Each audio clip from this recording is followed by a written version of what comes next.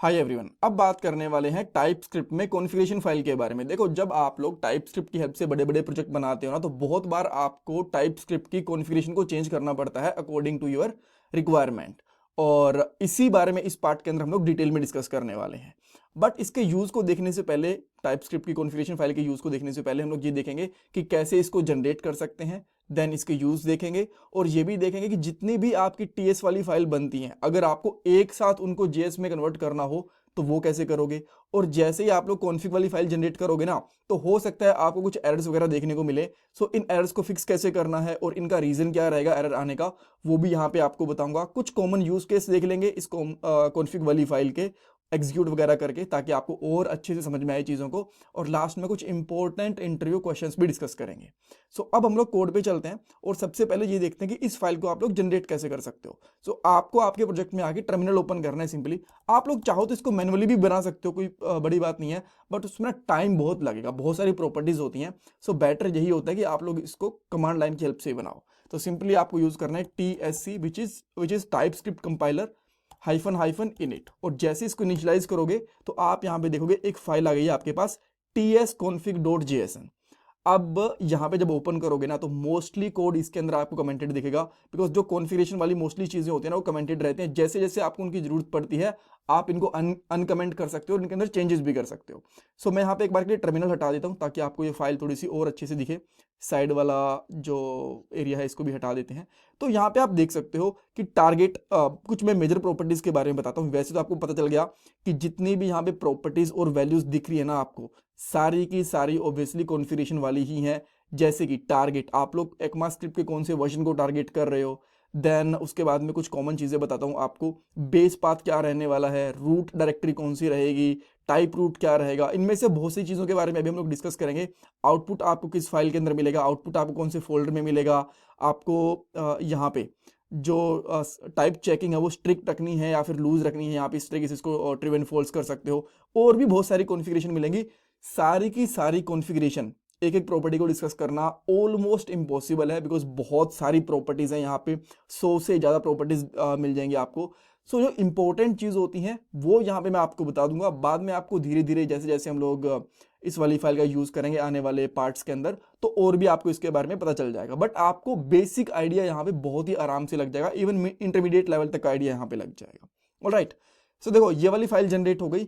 अभी तक जो आप लोग टारगेट कर रहे थे ना, बिकॉज सी, कोई भी टेक्नोलॉजी हो, कोई भी प्रोग्रामिंग लैंग्वेज हो, उसके वर्जन हमेशा हमेशा आते रहते हैं, राइट। जैसे कि एंगुलर का भी वर्जन चल रहा है 19, रिएक्ट का 19 चल रहा है, कभी 20 आएगा, 21 आएगा, इस तरीके से। सो इस तरीके से आप लोग जब भी टाइपस्क्रिप्ट से जावास्क्रिप्ट में कन्वर्जन करते हो, तो कौन से जावास्क्रिप्ट के वर्जन को आप लोग टारगेट करते हो। सो यहाँ पे है ECMAScript 2016। अगर आप इसको चेंज करना चाहते हो तो यहाँ पे जैसे ES लिखना शुरू करोगे ना, तो आपको ES 15, 16, 17, 18, इवन 24 तक का दिख जाएगा। यहाँ पे इसके अलावा कुछ और भी ES नेक्स्ट भी दिख जाएगा। आप यहाँ पे देख सकते हो जो डिफॉल्ट होता है वो होता है ECMAScript 3। यहाँ पे आप देख सकते हो ये डिफॉल्ट होता है। सो जो EX नेक्स्ट होता है, आप चाहो तो इसको भी यूज़ कर सकते हो, बट अभी के लिए ECMAScript 24 को यूज़ करो, 2024 को। वो ऑलमोस्ट आपके लिए बेस्ट ऑप्शन है, बिकॉज ये स्टेबल वगैरह भी है और बहुत से लोग इसको यूज़ भी कर रहे हैं, राइट। सो यहाँ पे आप देख सकते हो set JavaScript language version to emit JavaScript and include capability library declaration. So इसके लिए, राइट। सो अब जो भी यहाँ पे कन्वर्जन होगा आपका ECMAScript 2024 के हिसाब से होगा। अब आपके पास एक क्वेश्चन अगर और भी है कि यार, एक तो जावास्क्रिप्ट होती है, एक टाइपस्क्रिप्ट होती है, अब ये ECMAScript क्या है। ECMAScript कुछ नहीं है, जावास्क्रिप्ट ही है। बस जो जो इसके वर्जन, जो जो न्यू न्यू वर्जन आते रहते हैं यूरोपियन स्टैंडर्ड के हिसाब से, वो सेट कर रखा है। तो आप ये कह सकते हो ये सिंपली जावास्क्रिप्ट का एक वर्जन होता है, बस इतना याद रखो, वो काफ़ी रहेगा अभी के लिए। ऑलराइट, अच्छा, इसके बाद एक बार तो हम लोगों ने ये देख लिया। अब हम लोग ये देखते हैं, आपको बेसिक आइडिया लग गया कि ये कॉन्फ़िगरेशन वगैरह चेंज करके होते हैं, कुछ कॉन्फ़िगरेशन भी चेंज करके भी देखेंगे। बट अब ये मान के चलो कि जितनी भी आपकी यहाँ पे टाइपस्क्रिप्ट वाली फाइल है ना, लेट्स से कि आपने कुछ फाइल डिलीट कर दी, यहाँ पे नल वाली फाइल है, या आपने उठा के डिलीट कर दी, जावास्क्रिप्ट की, टाइपस्क्रिप्ट की नहीं, जावास्क्रिप्ट की। बिकॉज जावास्क्रिप्ट की जो फाइल्स होती हैं वो ऑटोमेटिकली जनरेट होती हैं जब आप इसको एग्जीक्यूट करते हो, तो ठीक है। देन मैंने स्ट्रिंग वाली फाइल है, इसको भी यहाँ पे डिलीट कर दिया। अब इनको जनरेट करने का बहुत सिंपल सा तरीका अभी तक हम लोग यूज कर रहे थे, वो ये था, यहाँ पे क्लियर कर देता हूँ। TSC, उसके बाद में जो फाइल का नाम है, जैसे कि मैं स्ट्रिंग वाली फाइल है, स्ट्रिंग डॉट टी एस है, इसको कन्वर्ट करना चाहता हूँ। सो मैं अब इसको लिखूंगा और यहाँ पे आप सिंपली देखोगे आपके पास जो जीएस वाली फाइल है ये भी आ गई है, ये आ गई है इसके लिए। बट अगर आपको सारी की सारी फाइल चाहिए हो तो क्या करना पड़ेगा, ये बिना टाइप स्क्रिप्ट की कॉन्फ़िगरेशन होते हैं ना उसके तो बिना काम करेगा नहीं, बट जैसे ही आपकी टाइप की स्क्रिप्ट वाली कॉन्फ़िगरेशन वाली फाइल आ जाएगी ना, बेशक से सारी की सारी जो जीएस वाली फाइल्स है ना उनको डिलीट कर दो और आपको एक कमांड चलानी है TSC, बस एंटर कर देना, कन्वर्जन आ जाएगा। होल्ड ऑन, यहाँ पे जो हम लोगों ने कोड कर रखा है उसके हिसाब से कुछ एरर आ सकते हैं। अगर वो एरर आते हैं अभी तो इनको फिक्स करेंगे, मैं आपको दिखाऊंगा कि क्या एरर्स हैं, कैसे इनको फिक्स करना है। बट एक बार के लिए कमांड आपकी यही रहती है, राइट। मैं आपको करके भी दिखा दूंगा जब वो एरर्स वगैरह को फिक्स कर लूंगा। सो यही कमांड होगी जो सारी की सारी फाइल्स को एक साथ चेंज कर देगी। देन इनको डिफरेंट फोल्डर में यूज करके देखेंगे और जो आपकी टाइप डिक्लेरेशन फाइल होती है वो वगैरह बना के देखेंगे। सो मैं यहाँ पे एंटर कर रहा हूँ। जैसे मैंने एंटर करा, इसने मुझे बताया कि भाई 2 फाइल्स के अंदर आपके पास एरर्स हैं, ठीक है। अब कौन सी फाइल के अंदर है, मैं थोड़ा सा इसको बड़ा करता हूं। इसने मुझे बताया कि एक तो है जो आपके एरर है नल वाली फाइल के अंदर, ठीक है, और सेकंड है आपकी स्ट्रिंग डॉट जेएस वाली फाइल के अंदर। नल वाली फाइल के अंदर इसने बताया 1:5 के ऊपर। तो पहले मैं इसको ओपन करता हूं यहां पे, और जैसे ही मैंने इसको ओपन करा तो नल वाली टीएस वाली फाइल के अंदर इसने मुझे कुछ भी एरर नहीं दिखाया यहां पे। हाँ तो सब ठीक लग रहा है। सो प्रॉब्लम क्या है, अच्छा ये ना कॉन्फ्लिक्ट कर रहा होगा स्ट्रिंग वाली फाइल के साथ। तो मैं स्ट्रिंग वाली फाइल को ओपन करता हूँ यहाँ पे, और यहाँ पे आप देखो जो लाइन नंबर 6 है ना यहाँ पे, इसके साथ एक कॉन्फ्लिक्ट कर रहा है किसी तरीके से, ठीक है। थोड़ा और ऊपर चलते हैं, थोड़ा और ऊपर चलते हैं। यहाँ पे ऐसा नंबर वाली फाइल के अंदर भी बताया, बट यहाँ पे देखो स्ट्रिंग वाली फाइल के अंदर जो लाइन नंबर 6.5 है ना, इसका कहीं ना कहीं से कॉन्फ्लिक्ट हो रहा है नल वाली फाइल के साथ। वट आई गेस, यहाँ पे देखो नल वाली फाइल के अंदर क्या है, यूजर नेम है, इसके अंदर भी हम लोगों ने एक यूजर नेम ले रखा है।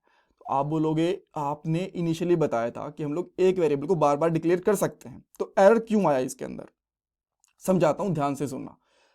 आप लोग चाहो तो टाइप स्क्रिप्ट के अंदर एक आपने वेरिएबल बनाया, एक इस फाइल के अंदर, जैसे कि आपने बनाया वेर यूजर, ठीक है, इसका आपने टाइप दिया नंबर और इसका आपने वैल्यू दे दिया 10, राइट, ठीक है। 10 अभी ठीक है, यूजर भी नहीं होता, बट एक बार के लिए मान के चलो। देन आप दूसरी फाइल के अंदर यहाँ पे टीएस के अंदर आओगे, ये चलेगा, इसमें एरर नहीं आएगा। बट एरर कब आएगा, अगर आपने यहाँ पे इस यूजर का टाइप है वो नंबर दे दिया और दूसरी फाइल के अंदर दे दिया स्ट्रिंग इस तरीके से, और यहाँ पे डाल दिया नेम, तो ये आपको एरर देगा, राइट। और जो अभी एरर आया ना वो एग्जैक्टली वही है, आप यहाँ पे चेक करोगे।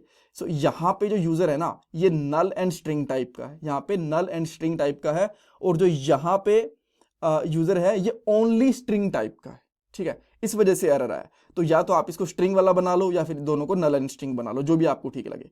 सो मैं यहाँ पे क्या करता हूँ, अगर इसको भी यहाँ पे नल एंड स्ट्रिंग बना दूंगा तो ये वाला एरर है यहाँ से गायब हो जाएगा, ठीक है। तो आप इस तरीके से भी काम कर सकते हो चाहो तो। सो अब मैं यहाँ पे वापस आता हूँ और इसको मैं फिर से रन करता हूँ TSC को। तो अब इसने फिर से बोला कि भाई एरर तो अभी भी है। सो एक काम करते हैं, इनको एक साथ ही फिक्स करने की कोशिश करते हैं सबको, ठीक है।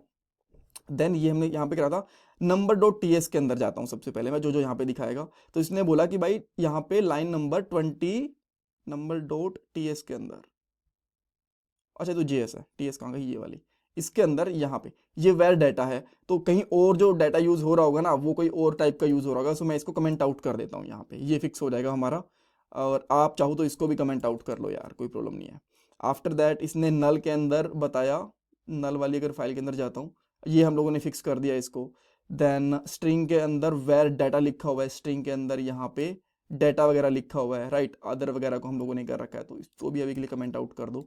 हमारा पॉइंट यहाँ पे क्या है, एरर को फिक्स करना, राइट, ये पॉइंट है। सो और ताकि मैं आपको कन्वर्ट करके दिखा पाऊँ। देन स्ट्रिंग के अंदर यहाँ पे है, नंबर के अंदर फिर से दिखा रहा है, अच्छा ये हम लोगों ने फिक्स कर दिया होगा। अब एक बार फिर से चेक करते हैं कि किसी फाइल के अंदर बाकी है कि नहीं है। अगेन मैं इसको रन करके देखता हूँ, अब ये कन्वर्ट हो गया, देखो अब यहाँ पे कोई एरर नहीं आया, यहाँ पे आप देख सकते हो। तो अब सारी सारी फाइल्स एक साथ कन्वर्ट हो गई हैं। एक बार मैं वापस से जितनी भी हमारी यहाँ पे फाइल्स हैं उनको डिलीट करके दिखाता हूँ मैं। जेएस वाली फाइल को, इसको मैंने डिलीट कर दिया, ठीक है। देन ये वाली फाइल है, इसको भी डिलीट कर देते हैं, जेएस वाली फाइल को एक साथ जनरेट करके दिखाऊंगा। देन ऐप वाली है, इसको भी डिलीट कर दें क्या, इसको भी कर देते हैं। अनडिफाइंड वाली को भी कर देते हैं, स्ट्रिंग वाली को भी कर देते हैं। सॉरी थोड़ा ज़्यादा टाइम लग रहा है, but I just want to explain each and everything. और नंबर TS है, अब तो ऑलमोस्ट हो गई सारी डिलीट। ठीक है, अब मैं यहाँ पे क्लियर करूँगा और जैसे ही मैं यहाँ पे अब TSC चलाऊंगा देन हियर वी गो, देखो सारी की सारी फाइल्स फिर से जनरेट होगी, तो अब कोई भी एरर नहीं आ रहा, राइट। सो ये एरर्स आपको फिक्स करने पड़ेंगे। अब इसका रीजन क्या था? रीजन इसका ये था कि जब आपके पास जो कॉन्फ़िग वाली फाइल नहीं थी ना, सो सारी की सारी फाइल अलग अलग तरीके से बिहेव कर रही थी, और जैसे कॉन्फ़िग वाली फाइल स्टार्ट हुई, क्रिएट हुई, तो सारी की सारी फाइल्स ने एज अ प्रोजेक्ट काम करना शुरू कर दिया, तो और इस वजह से वो कॉन्फ्लिक्ट्स आ गए, बिकॉज सारी की सारी फाइल्स को हम लोग एक साथ कन्वर्ट कर रहे थे। कूल, समझ में आ गया? अच्छा, अब नेक्स्ट चीज क्या है, मान लो आपके पास एक फोल्डर है, यहां पे आपने एक फोल्डर बनाया, इसका नाम सिंपली यहां पे रखा आउटपुट। ठीक है, आउटपुट रखना है इसका नाम। ठीक है, ये वाली फाइल रख ली।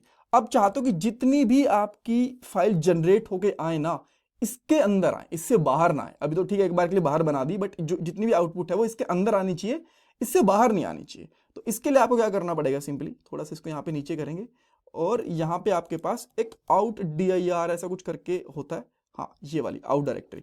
सो इसके अंदर आपको यहाँ पे सिंपली मेंशन करना है आउटपुट। देन एक बार के लिए अब ट्राई करते हैं, यहाँ पे आते हैं, TSC को रन करेंगे, और अब हम लोग आउटपुट वाली को ओपन करके देखते हैं। देखो अब यहाँ पे आपके पास आउटपुट आ गया। अब जो भी फाइल करोगे, जिसका भी आउटपुट करोगे, इसके अंदर ही आएगा। एग्जाम्पल के लिए मैं आपको करके दिखा देता हूँ, यहाँ पे मैं बना देता हूँ test.ts,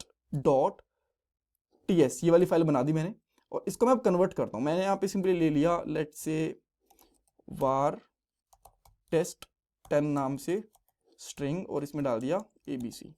ठीक है, अब मैं इसके ऊपर TSC करता हूँ, तो जैसे TSC करा, ये बाहर नहीं बनेगी इसकी फाइल। इसकी फाइल कहाँ बन गई? अरे यार, मैंने इसके अंदर ही फाइल को डाल दिया, राइट। TS को, इससे मुझे आउटपुट वाले फोल्डर से बाहर रखना था, राइट। सो इसको मैं बाहर रखता हूँ, आउटपुट वाले फोल्डर को। यहाँ पे बाहर आ गई अभी ये। अब इसके अंदर देखो, आउटपुट में कोई भी टेस्ट वाली फाइल नहीं है। देन मैं यहाँ पे करता हूँ इसको, एंड हियर वी गो, अब आपके पास यहाँ पे आ गई। सो अब जितनी भी आउटपुट आएगी, सारी की सारी यहाँ पे आएगी आपकी इस वाले के अंदर।